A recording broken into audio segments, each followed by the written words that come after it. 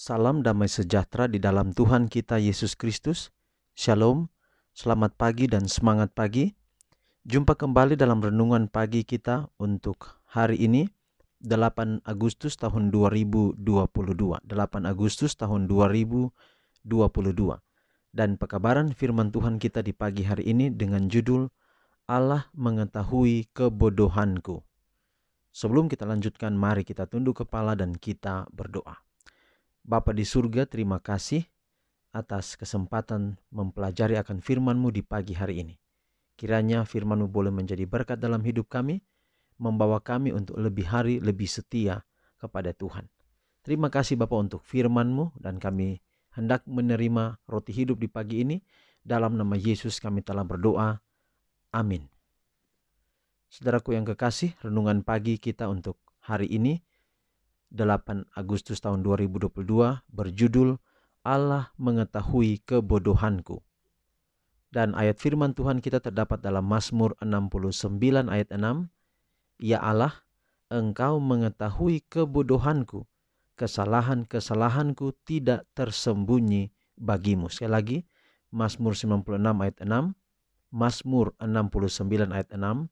Ya Allah, Engkau mengetahui kebodohanku, kesalahan-kesalahanku tidak tersembunyi bagimu. Kita dapat memuji diri bahwa kita bebas dari banyak kesalahan di mana orang lain bersalah. Namun, kalau kita punya beberapa titik kekuatan karakter dan hanya satu titik kelemahan, masih ada hubungan antara dosa dan jiwa.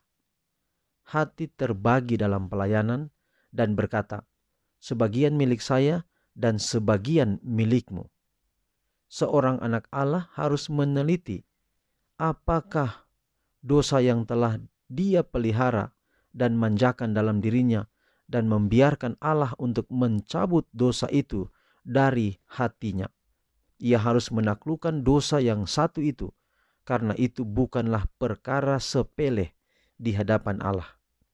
Seorang berkata, saya sama sekali tidak cemburu, tetapi merasa gusar lalu mengatakan hal-hal yang tidak pantas, walaupun kemudian menyesal karena amarah. Ada juga yang berkata, saya punya kelemahan di sana-sini, tetapi kemudian membencinya sebagaimana dinyatakan oleh orang tertentu dari sahabat-sahabatku. Tuhan tidak memberikan satu daftar ukuran dosa supaya kita menghitung beberapa berisiko kecil dan bahayanya pun kecil, sementara yang lain juga lebih besar dan akibatnya pun lebih berbahaya. Satu rantai tidak lebih kuat dari mata rantai yang terlemah. Kita dapat menilai rantai itu baik secara keseluruhan, tetapi satu mata rantai lemah seluruhnya terpengaruh. Perkataan yang tidak sabar, yang menggetarkan bibir, janganlah diungkapkan. Pemikiran yang tidak pantas untuk karakter Anda haruslah disingkirkan, karena akan melemahkan pengaruh Anda dan pasti akan berakibat, dan Anda akan dianggap remeh oleh orang lain. Anda harus menaklukkan pikiran bahwa Anda adalah syuhada dan menuntut janji Kristus yang berkata, kasih karuniaku cukup untukmu.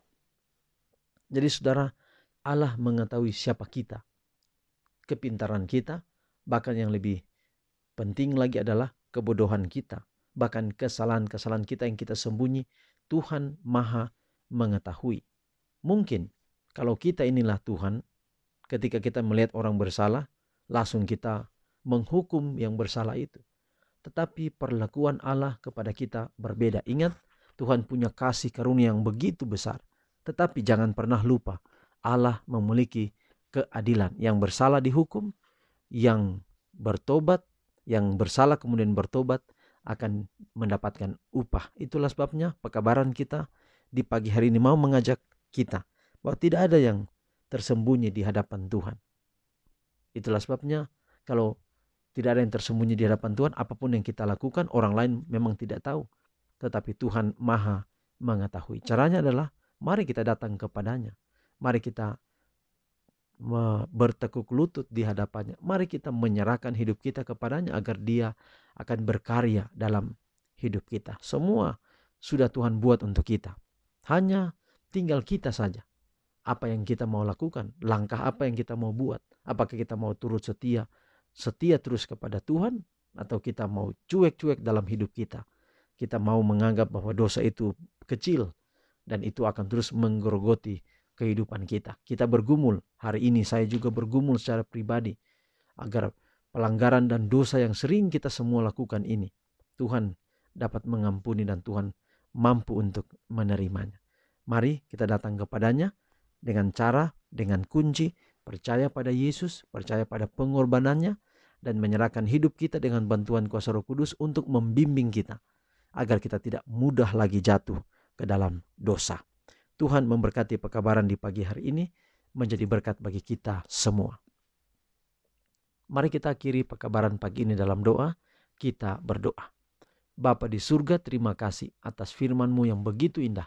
Kiranya dapat menjadi berkat dalam hidup kami dan menuntun kami untuk tetap setia kepadamu. Peliharalah kami sepanjang hari ini dalam semua aktivitas kami. Biarlah tuntunan kasih Tuhan menjadi bagian kami. Bahkan ketika masalah-masalah kami hadapi, Tuhan ada di sana dan tidak pernah meninggalkan kami. Sekali lagi, terima kasih Bapa. Inilah doa kami. Ampunilah segala dosa dan kekurangan kami. Kami telah berdoa dalam nama Yesus Tuhan dan Juru Selamat kami. Amin. Saudaraku, demikian pekabaran kita untuk hari ini. Sampai jumpa besok. Tuhan memberkati kita semua. Shalom.